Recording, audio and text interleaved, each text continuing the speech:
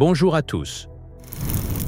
Aujourd'hui, je vais vous parler d'une personnalité très controversée du monde religieux contemporain, Zakir Naik. Il est connu pour ses conférences sur l'islam et les religions comparées, ses débats interreligieux, et aussi pour les polémiques qu'il suscite. Certains le considèrent comme un érudit respecté, d'autres comme un prédicateur extrémiste. Alors, qui est réellement Zakir Naik? C'est ce que nous allons découvrir ensemble. Zakir Naik est né le 18 octobre 1965 à Mumbai, en Inde. Il est d'abord médecin de formation. Il a obtenu son diplôme en médecine, MBBS, mais a rapidement abandonné sa carrière médicale pour se consacrer à la prédication islamique. Inspiré par le célèbre orateur sud-africain Ahmed Deedat, Zakir Naik a fondé en 1991 l'Islamic Research Foundation, IRF, qui a pour objectif de promouvoir une meilleure compréhension de l'islam à travers des conférences, des publications et la chaîne Peace TV, qu'il a lancée en 2006. Zakir Naik est connu pour sa mémoire impressionnante. Il cite souvent le Coran, la Bible, la Torah et des textes hindous comme la Bhagavad Gita de mémoire. Il organise des conférences géantes, parfois devant des dizaines de milliers de personnes, souvent traduites en plusieurs langues.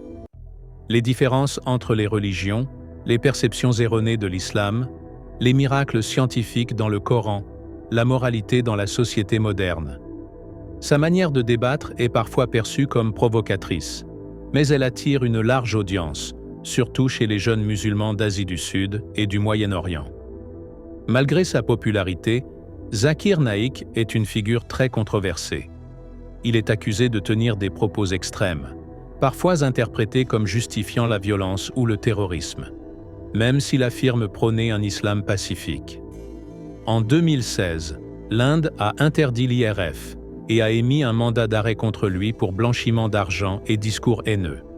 Il a alors quitté le pays et s'est installé en Malaisie, où il a obtenu la résidence permanente. Mais même là, ses propos ont fini par déranger. En 2019, il est interdit de parler en public en Malaisie après avoir tenu des propos jugés racistes envers les minorités chinoises et indiennes du pays.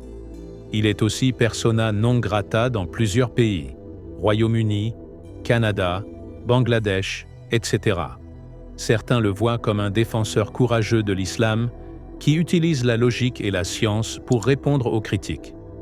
D'autres le considèrent comme un fondamentaliste dangereux, qui propage une vision trop littérale et rigide de la religion.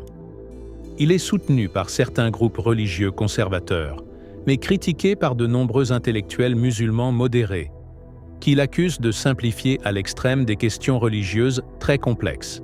En conclusion, Zakir Naik est une figure incontournable du paysage religieux contemporain. Il est à la fois admiré pour ses connaissances et critiqué pour ses excès. Il incarne bien la tension actuelle entre liberté religieuse, discours radical et limite de la tolérance dans nos sociétés modernes.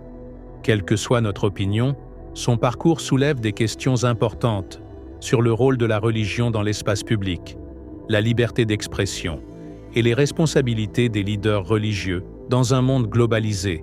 Si ce récit t'a touché, abonne-toi pour ne manquer aucun rappel. Qu'Allah nous guide tous vers la vérité. Barakallahu fik pour ton soutien et à très bientôt Inch'Allah sur la chaîne.